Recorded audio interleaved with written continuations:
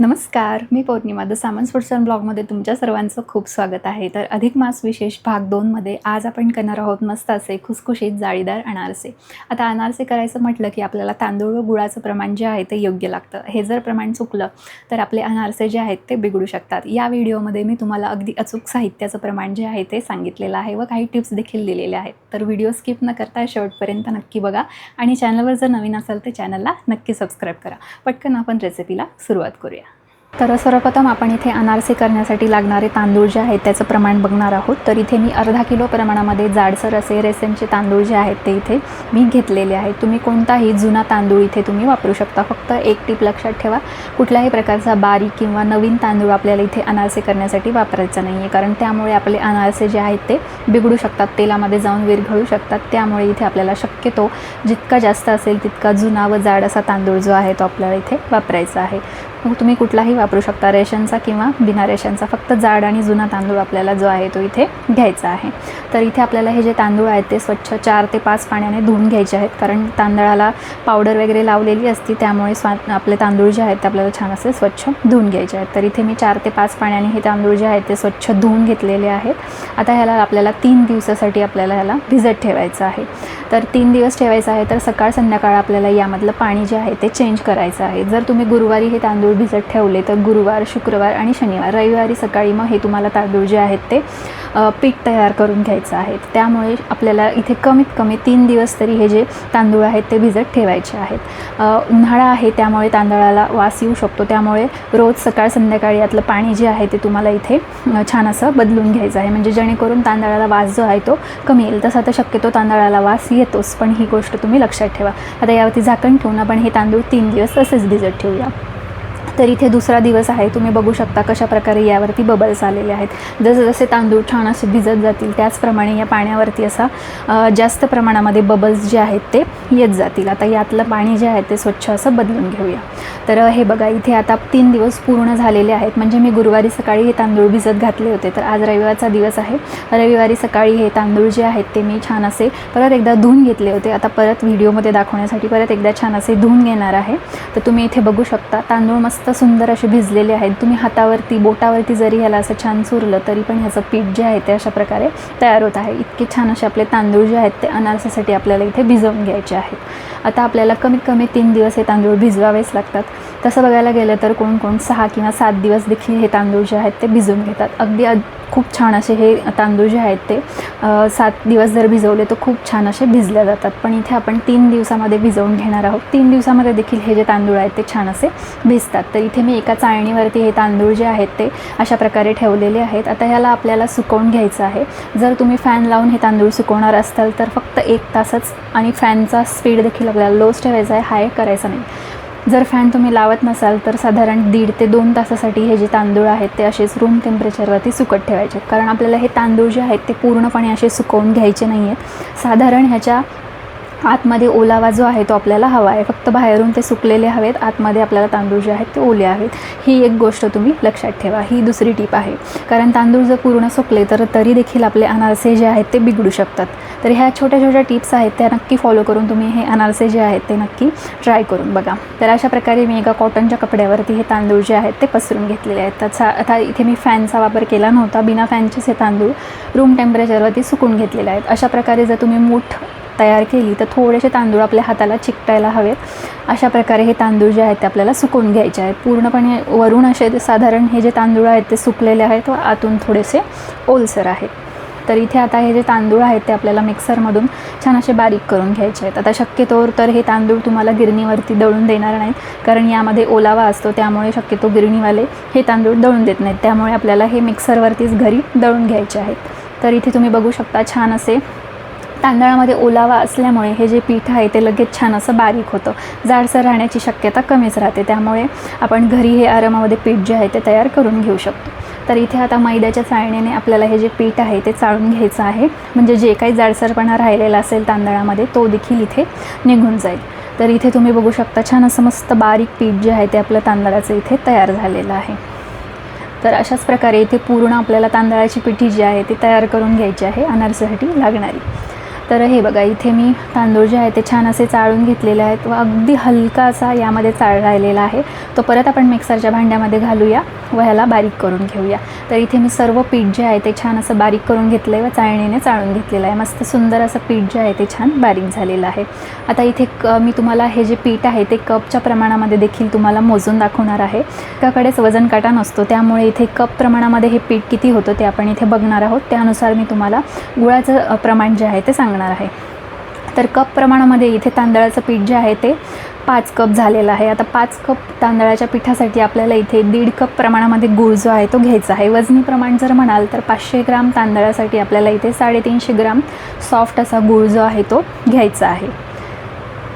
आणि गूळ जो आहे तो आपल्याला इथे सॉफ्टच घ्यायचा आहे. कुठलाही कडक किंवा एकदम ड्राय गूळ जो असतो तो अजिबात इथे आपल्याला अनारशासाठी वापरायचा नाही आहे. तरी देखील आपले अनारसे जे आहेत यामुळे खराब होऊ शकतात. ह्या सर्व गोष्टी तुम्ही इथे लक्षात ठेवून हे जे अनारसे आहेत ते ट्राय करून बघा. नक्की अगदी छान असे तुमचे देखील अनारसे हे तयार होतील. तर हे बघा, इथे गूळ देखील मी तुम्हाला कपच्या प्रमाणामध्ये मोजून दाखवत आहे. म्हणजे तुम्ही मेजरमेंटने वजनाच्या प्रमाणे जरी केलं तरी पण चालेल. आणि जर तुमच्याकडे मेजरमेंट नसेल तर तुम्ही अशा प्रकारे कुठलाही घरातली एक वाटी किंवा कप घेऊन जर तुम्ही हे केलं तरी देखील तुमचे अनारसे जे आहेत ते छान असे तयार होऊ शकतात. तर हे बघा, इथे मस्त असं मी पीठ जे आहे ते छान चाळून घेतलं. मस्त सॉफ्ट पीठ आपलं जे आहे ते तयार आहे. आता यामध्ये आपण गूळ जो आहे तो घालून घेऊया. आता इथे गुळाचा गोळा असा जो तयार झालेला आहे, त्यामुळे इथे असा हातावरती चुरून हा जो गूळ आहे तो पिठामध्ये आपल्याला मिक्स करायचा आहे अशा प्रकारे. तर इथे तुम्ही बघू शकता कितपत प्रकारे गूळ जो आहे तो सॉफ्ट आहे. अशाच प्रकारे तुम्ही सॉफ्ट एकदम जो गूळ असतो तोच तुम्ही इथे वापरा. कडक किंवा एकदम ड्राय असा गूळ जो आहे तो इथे आपल्याला अजिबात वापरायचा नाही आहे. आता हे गूळ आणि पीठ जे आहे ते छान असं आपण एकत्रित मिक्स करून घेऊया.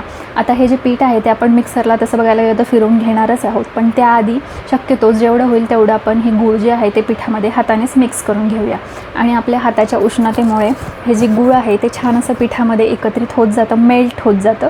त्यामुळे आपल्याला मिक्सरमध्ये देखील फिरवताना ह्याला त्रास होणार नाही. त्यामुळे सुरुवातीला आपण ह्याला छान असं हातानेच मिक्स करून घेऊया आणि मग त्यानंतर आपण ह्याला मिक्सरमधून फिरवून घेऊया.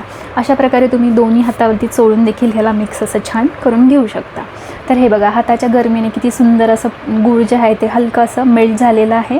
आणि अशा प्रकारे मूठ जर ओळली तर मस्त असं पिठाला बाइंडिंग जे आहे ते इथे येत आहे. तर आता इथे मिक्सरच्या भांड्यामध्ये थोडं थोडं पीठ घेऊन आपण ह्याला पल्स मोडवरतीच फक्त ह्याला फिरवून घेणार आहोत. 1 ते 2 वेळेस, जास्त असं ह्याला फिरवायचं नाही आहे, नाहीतर आपलं पीठ जे आहे ते एकदम असं चिकट तयार होईल यासाठी.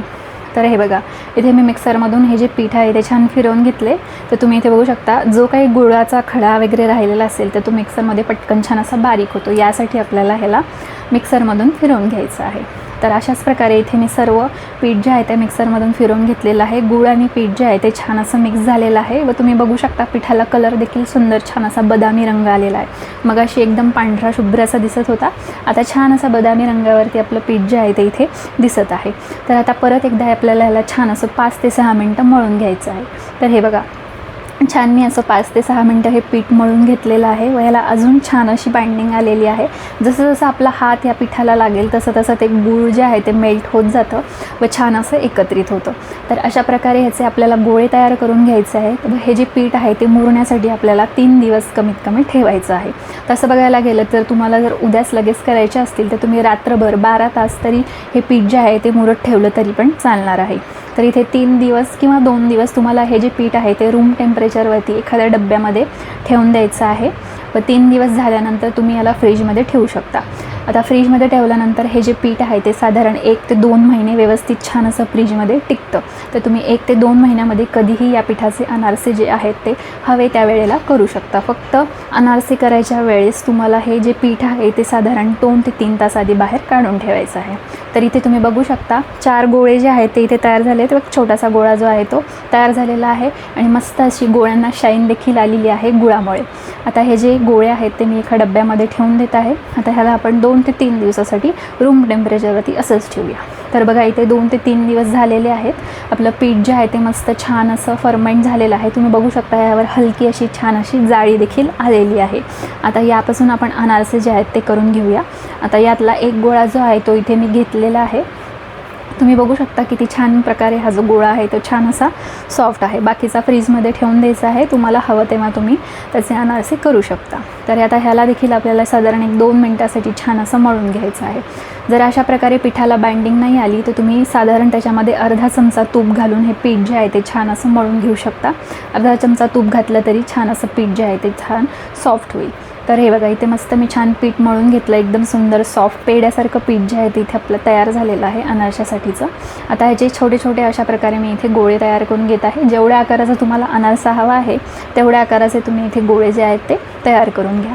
तर इथे साधारण एवढ्या एका मोठ्या गोळ्यामध्ये इथे मी 11 अनारसे जे आहे ते तयार करून घेत आहेत मीडियम आकाराचे. तर हे बघा अशा प्रकारे हातावरती गोळा जो आहे तो छान असा फिरवून घ्यायचा, बोटाने थोडासा प्रेस करायचा.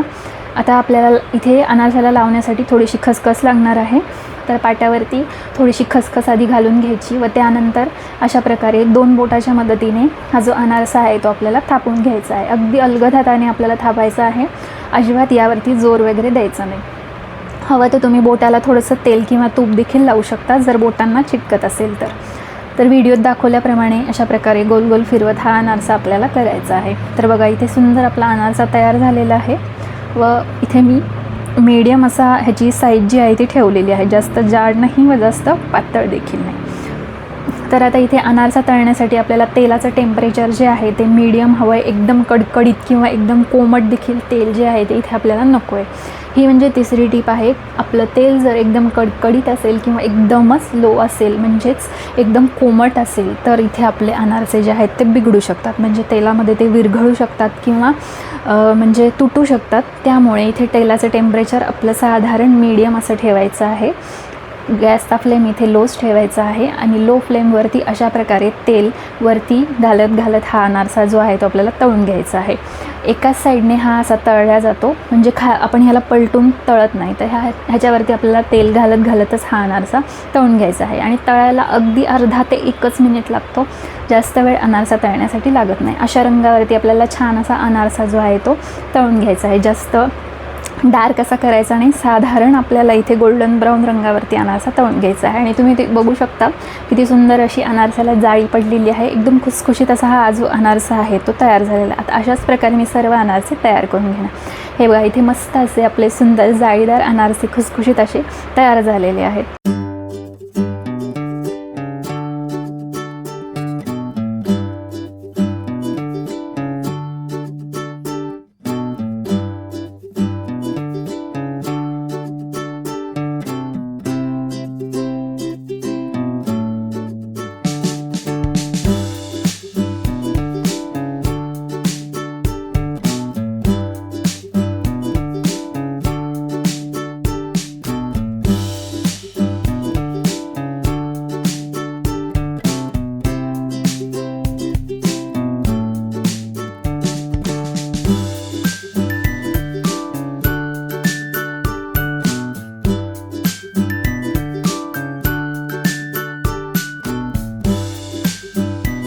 तर अशा प्रकारे मस्त असे खुसखुशीत जाळीदार अनारसे कसे करायचे ते आज आपण या व्हिडिओमध्ये बघितलं. या व्हिडिओमध्ये सांगितलेल्या टिप्स व दिलेलं प्रमाण जे आहे ते फॉलो करून तुम्हीही एकदा ही रेसिपी नक्की ट्राय करून बघा.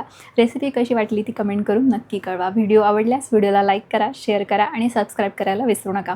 शेजारच्या बेल आयकॉनवरती क्लिक करा म्हणजे असेच नवीन व्हिडिओजचे अपडेट तुमच्यापर्यंत येत राहतील. तर चला भेटूया नेक्स्ट व्हिडिओमध्ये. तोपर्यंत धन्यवाद.